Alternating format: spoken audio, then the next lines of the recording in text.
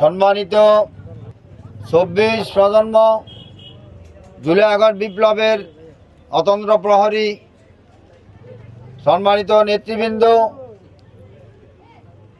উপস্থিত আছেন বাংলাদেশ জামাত ইসলামীর সোনামুড়ি উপজেলার সম্মানিত আমির জননেতা জনাব হানিফ মোল্লা, উপস্থিত আছেন এই উপজেলার সম্মানিত ভাইস চেয়ারম্যান জননেতা জনাব শাহাবুদ্দিন, উপস্থিত আছেন বাংলাদেশ ইসলামী ছাত্র শিবিরের নোয়াখালী জেলা উত্তরের সম্মানিত সেক্রেটারি জনাব মুজাহিদুল ইসলাম, উপস্থিত আছেন আমাদের সাটকিল পৌরসভার সম্মানিত আমির জননেতা জনাব মাওলানা আক্তার হোসাইন, সম্মানিত সাংবাদিক নেতৃবৃন্দ, সম্মানিত সোনাইমুড়িবাসী। আজকে আল্লাহ তাআলার শুকর আদায় করছি যে আমরা দীর্ঘ আমাদের যে আকাঙ্ক্ষা ছিল একটি নির্বাচন, আর এই নির্বাচনে ইতিমধ্যেই আমরা নমিনেশন সাবমিট করেছিলাম। গতকালকে আনুষ্ঠানিকভাবে মাননীয় জেলা প্রশাসকের কার্যালয় থেকে আমরা আমাদের প্রতীক দাঁড়িপাল্লা পেয়েছি এবং এতে দাঁড়িপাল্লার প্রতীক নিয়েই আজকে সরকারি তফসিল মোতাবেক নির্বাচন কমিশনের তফসিল মোতাবেক ঘোষিত তফসিল মোতাবেক আজকে থেকে আমাদের প্রচারণা কার্যক্রম শুরু হয়েছে।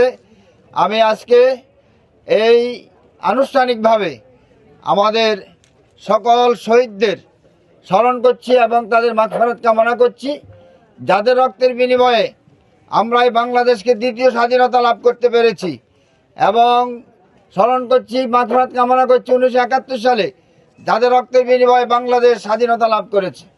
আজকে থেকেই আমরা আমাদের নির্বাচন কার্যক্রম শুরু করতে যাচ্ছি এবং আচরণ বিধি মোতাবেক আমি আজকে আমাদের দাঁড়িপাল্লা প্রতীকের নির্বাচনী কার্যক্রম উদ্বোধন ঘোষণা করছি। আলহামদুলিল্লাহ, সবাই বলি আলহামদুলিল্লাহ। সম্মানিত ভাইয়েরা, তা আসুন ন্যায় ইনসাফ প্রতিষ্ঠার লক্ষ্যে, একটি কল্যাণময় সমাজ প্রতিষ্ঠার লক্ষ্যে, সৎ লোকের শাসন কায়েমের জন্য আমরা সর্বাত্মক প্রচেষ্টা, আমাদের জান মাল দিয়ে আমরা সর্বোচ্চ চেষ্টা করব এবং বিজয়ের না হওয়া পর্যন্ত তথা 12 তারিখ পর্যন্ত আমরা মাঠে থাকবো ইনশাআল্লাহ। আমরা সবাইকে এগিয়ে আসার জন্য একটা সুন্দর, একটা কল্যাণময়, মানুষের নিরাপত্তা, মানুষের একটা শান্তিময় সমাজ কায়েমের জন্য সবাইকে এগিয়ে আসার জন্য উদাত্ত আহ্বান জানাচ্ছি। এবং নেতাকর্মী সহ আমরা সবাই প্রত্যেকটা বাড়িতে, প্রত্যেকটা ঘরে আমাদের এই দাওয়াত পৌঁছে দেব।